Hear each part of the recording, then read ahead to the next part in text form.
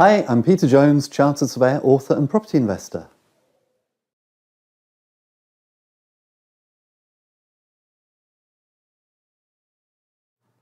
I don't know what you think when you hear the name Donald Trump, but even just the mention of his name can kick off a very lively debate. But whether you like him, hate him, or just feel totally indifferent to him, there's a lot that we can actually learn from him. I'll never forget the time I met him. He asked me to be his mentor. He said he is lacking self-confidence or something and he wanted a bit of a helping hand. Yeah, of course, that's a completely made-up story and it's not true at all. And if you look carefully at the photo, you'll see that one of us is a cardboard cutout, but I'm not going to say which one it is.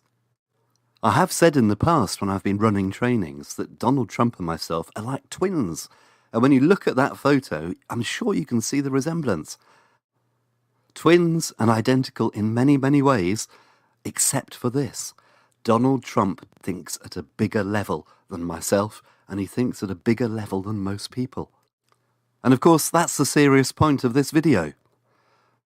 And the quote at the beginning is absolutely right. If you have to think anyway, you may as well think big. And one of the big differences, and perhaps the only difference between Donald Trump and everybody else on this planet, is just the level at which he thinks. Now, I ought to say, for anybody who's of a nervous disposition, I'm probably not really like Donald Trump.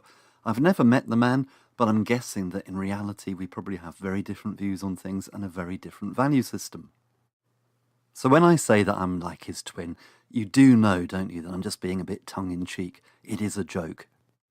Now again, we could probably debate this endlessly, but making a simple but short point, this is what I think it's all about. If you want to achieve more, you've got to think bigger.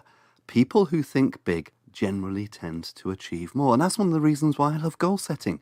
If you set a goal, you tend to achieve it. So this is Donald's challenge to me and possibly Donald's challenge to you. What thoughts are you daring to have? What dreams are you daring to have? How big are they? How big are the goals you're setting yourself? What are you trying to achieve? Could you do more if you just thought in a bigger way? Well, I hope you found that informative and inspirational. And if you want help in property, please do come over to my website, www.thepropertyteacher.co.uk. Loads of great resources there, including my blog.